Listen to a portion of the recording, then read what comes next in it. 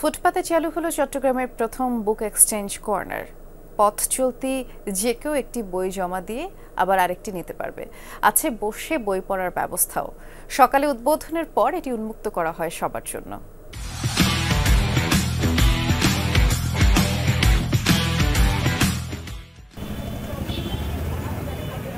বুক exchange কর্নারের কথা জানতে পেরে বই বিনিময় করতে এসেছেন এই গৃহিণী। ব্যতিক্রমী উদ্যোগে মুগ্ধ তিনি। আমি শুনে আজকে সকালে আসলাম, তো এখানে যেহেতু এক্সচেঞ্জের ব্যাপার আছে সেই জন্য আমি উপন্যাসে একটা উপন্যাস, একটা ছড়ার বই দিলাম, আর আমি আরেকটা উপন্যাস আরেকটা কবিতার বই নিলাম। গল্প, উপন্যাস, কবিতা সহ বিভিন্ন ক্যাটাগরির বইয়ের পাশাপাশি আছে ফোন চার্জিং বুথ।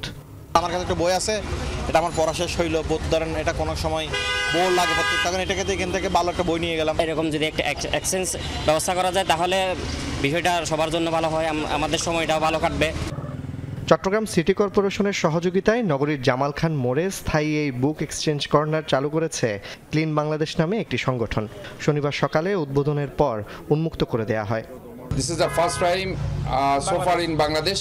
আমি মনে করছি এটার মাধ্যমে আমাদের জ্ঞানের ব্যাপ্তি ঘটবে, আমরা একটা আলোকিত মানুষ হতে পারবো, আলোকিত সমাজ আমরা প্রতিষ্ঠিত করবো, আলোকিত শহর প্রতিষ্ঠা করতে পারবো। এখানে আমরা কিউআর কোড দিছি, কিউআর কোডের মাধ্যমে সে যে বইটা নিয়ে যাচ্ছে এবং সে যে বইটা দিয়ে যাচ্ছে সেটা তথ্য দিয়ে যেতে পারবে। যার বইটি পছন্দ হয়েছে তারা কিন্তু বইটি তারা এখানে বসেই পড়তে পারবে, তবে বইটা নিয়ে যেতে পারবে না। যদি বুক এক্সচেঞ্জ করে তাহলে এক্সচেঞ্জ করে বইটা বাসায় নিয়ে যেতে পারবে। জোবায়েদ ইবনে শাহাদাত, যমুনা নিউজ, চট্টগ্রাম।